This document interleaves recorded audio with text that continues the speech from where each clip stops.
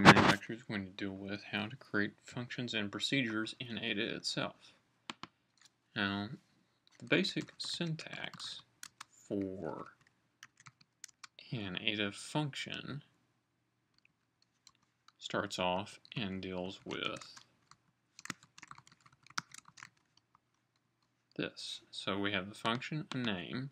Now in this case, I'm not taking any parameters for input, so I just leave that blank. I'm specifying what it returns, and then I have it is, and let's say value : integer, and then I'm going to have it begin, and we'll say values, say 10, and we'll return that value.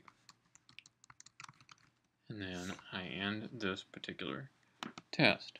Now, this function is a sub-function of the procedure class 1. It's not executed by default, however, it's contained in this particular procedure. And all of the functions for this particular procedure are defined before the code for class 1 actually begins. This makes sense because you can't use a function until it's been defined. We also have to worry about our variables that we're going to use in class 1. So in this case, x is going to hold the value that is returned from the function test. So I would say x : test. And notice we do not use parentheses like we would in some languages. We just say x = test, and then I can do a put underscore line of xing, and this should print out 10. Now, one thing we have to be careful with is to make sure all of the variables for class 1 are declared after all of the functions. And the reason why is, if they're defined before, they become global variables. That means that their values can be accessed and used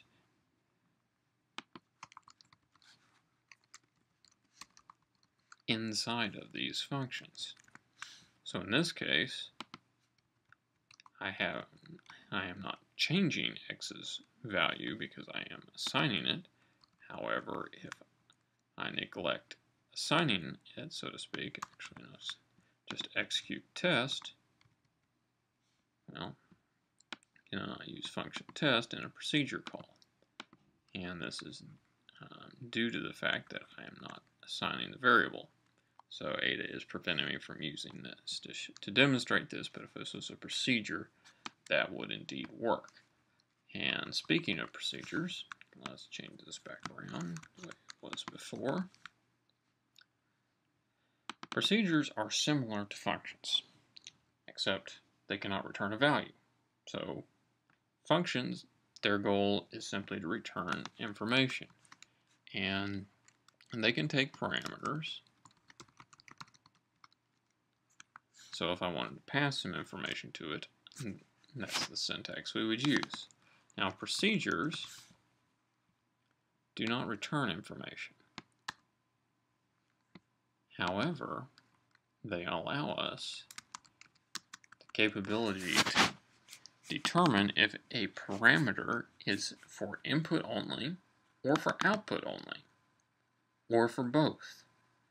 In other words, is this value going to be referenced and used by the procedure that's calling this? So in other words, if it's an output, that means that the value is going to come back to whoever sent it. So in this case, if I say x : 0, and then call test of, say, 5 of a, and then down here, let's add in a is a plus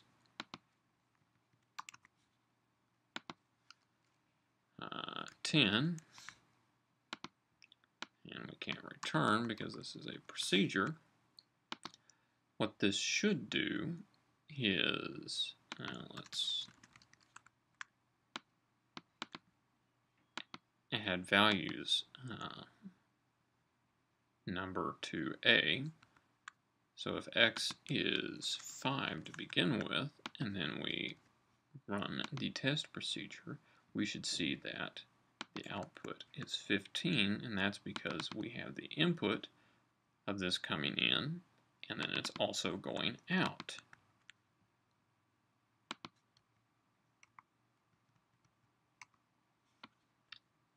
So this is an example of how a procedure works. And we can have multiple parameters separated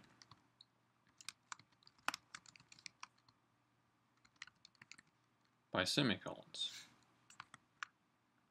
And this will throw a compile error because it's missing the parameter. So if we change this to be y:float and say y=, say, 0.5,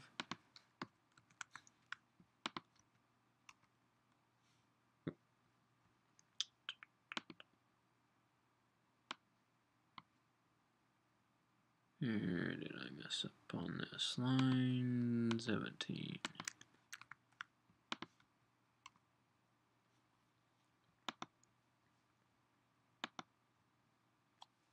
So 8 is a little picky. If I had set 0.5, it would have worked, but 1.5 is another value that we can use as well.